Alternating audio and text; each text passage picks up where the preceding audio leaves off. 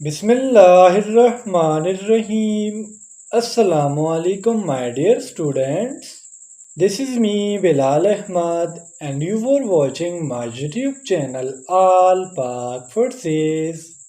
Students, आज की video में इंशाल्लाह हम कंप्यूटर साइंस एमसीक्यूज़ के पार्ट नंबर 1 को डिस्कस करेंगे। तो आप लोगों ने वीडियो के साथ एंड तक जुड़े रहना है और वीडियो को कहीं से भी स्किप नहीं करना। So without wasting any time, let's start the video. हमारा फर्स्ट एमसीक्यूज़ है The term computer is derived from।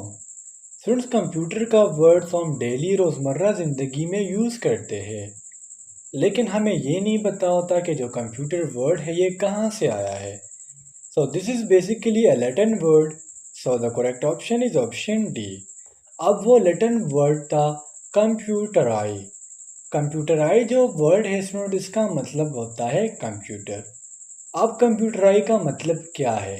कंप्यूटराई का मतलब होता है to calculate, to count, to think और टू सम अप।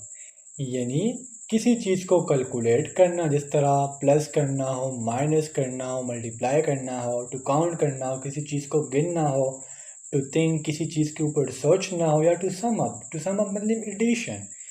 तो कंप्यूटर का जो वर्ड है बेसिकली हमारे पास लैटिन वर्ड है। वह हमारा who is the father of computer. Computer का फादर किसे कहा जाता है? So the correct option is option D, mean Charles Babbage. तो जो चार्ल्स बेबेज है, इन्होंने फर्स्ट मैकेनिकल कंप्यूटर की इन्वेंशन की थी 1822 में। तो जिसकी वजह से इनको हम फादर ऑफ कंप्यूटर कहते हैं। और 1991 तक आई थिंक सो ये कंप्यूटर चलता रहा। और सुन, कुछ बुक्स के मुताबिक, गूगल के रिसर्च के मुताबिक 1945 में फर्स्ट डिजिटल पीसी आया, उसका नाम था ENIAC। नंबर 3 है हमारा who is the father of computer science. Computer science के फादर कौन है? So the correct option is option C, mean Alan Turing. तो एलन ट्यूरिंग जो है हमारे पास एक कंप्यूटर साइंटिस्ट है, जिन्होंने कंप्यूटिंग सिस्टम को बनाया है। और सन 1930s में इन्होंने जो सारा काम था वो कंप्यूटिंग सिस्टम यानी कंप्यूटर वर्क किस तरीके से कर रहा है, ये सारा इन्होंने डिस्कवर किया है। एक्सक्यूज नंबर 4 है हमारा blank is called father of modern digital computer. किन को जो है मॉडर्न डिजिटल कंप्यूटर का फादर कहा जाता है? So the correct option is option C, mean Alan Turing. Excuse number 5 है हमारा CPU स्टैंड्स फॉर। तो CPU का फुल फॉर्म होता है central processing unit. So the correct option is option D. Student, इनको हम सेंट्रल प्रोसेसिंग यूनिट इसलिए कहते हैं क्योंकि देखिए प्रोसेसर भी यहाँ पर लगा होता है, अरिथमेटिक यूनिट भी यहाँ पर होता है, कंट्रोल यूनिट भी यहाँ पर होता है, रजिस्टर, बसेस, क्लॉक के सारी चीज़ें CPU में प्रेजेंट होती है। मॉनिटर का काम होता है सिर्फ दिखाना। जो सारे प्रोसेसेस होते हैं वो CPU में होते हैं, तो इसलिए CPU को नाम देते हैं सेंट्रल प्रोसेसिंग यूनिट का। नंबर 6 है हमारा the brain of any computer system is. तो कंप्यूटर सिस्टम का जो ब्रेन है वो है CPU। So the correct option is option C. CPU, जिस तरह मैंने आपको MCQ नंबर 5 में बताया, central processing unit. Q number 7 है हमारा अ CPU कंटेंस। CPU में क्या क्या होता है?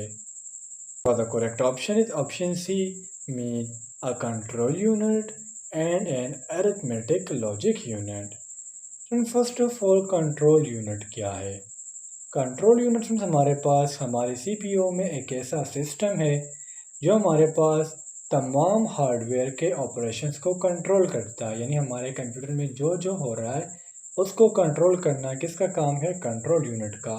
जिस तरह इनपुट आउटपुट को कंट्रोल करना, स्टोरेज को कंट्रोल करना, हमने कौन से फाइल को कितना जगह देनी है, कितना स्टोरेज देना है, ये काम होता है कंट्रोल यूनिट का।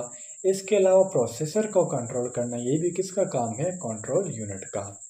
अब अरिथमेटिक लॉजिक यूनिट की अगर हम बात करें देखिए स्टूडेंट्स, अगर आप किसी मेडिकल स्टोर में गए और वहाँ से आप मेडिसिन ले रहे हो तो उधर पर ऐसे बंदे बैठे होते हैं जो कैलकुलेशन करते हैं, यानी आपसे कितने पैसे लेने हैं, आपको कितने पैसे देने हैं, इसमें कितनी हमने डिवीज़न करनी है, कितनी मल्टीप्लिकेशन करनी है, यानी एडिशन करना, सब्सट्रैक्शन करना, मल्टीप्लिकेशन करना या डिवीज़न करना।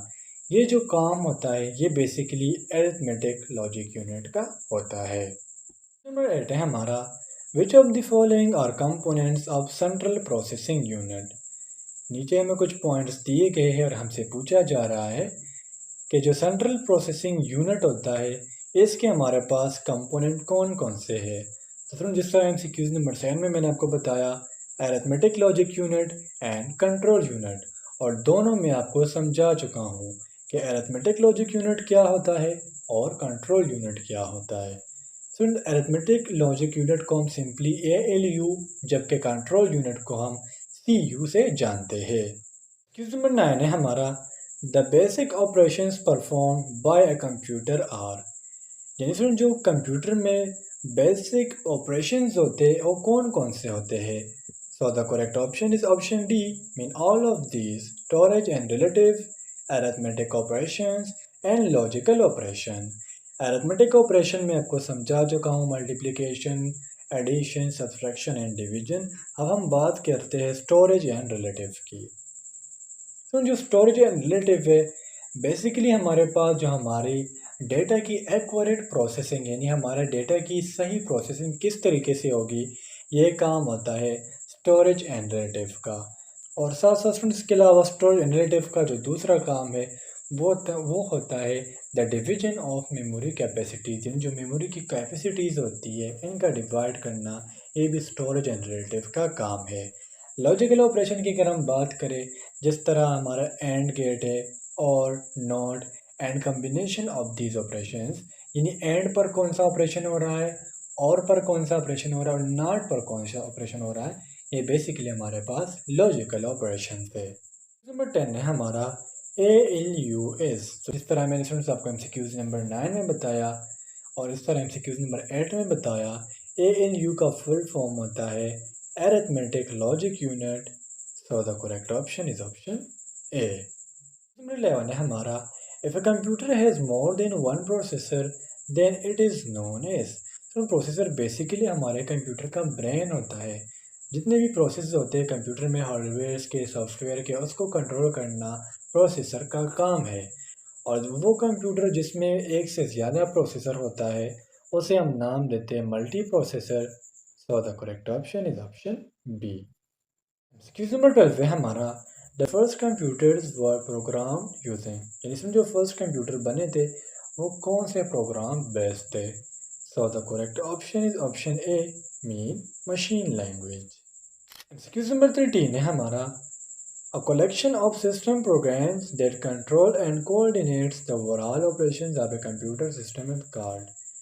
इन सिस्टम प्रोग्राम्स का कलेक्शन जो कंप्यूटर के तमाम ऑपरेशंस को कंट्रोल करता है उसे हम क्या नाम देते हैं। So the correct option is option A, mean operating system. Operating system क्या है, ये हमारे पास collection of set of programs, यानी प्रोग्राम्स की कलेक्शन का एक सेट है, या सिंपली हम नाम देते हैं इसे सॉफ्टवेयर का।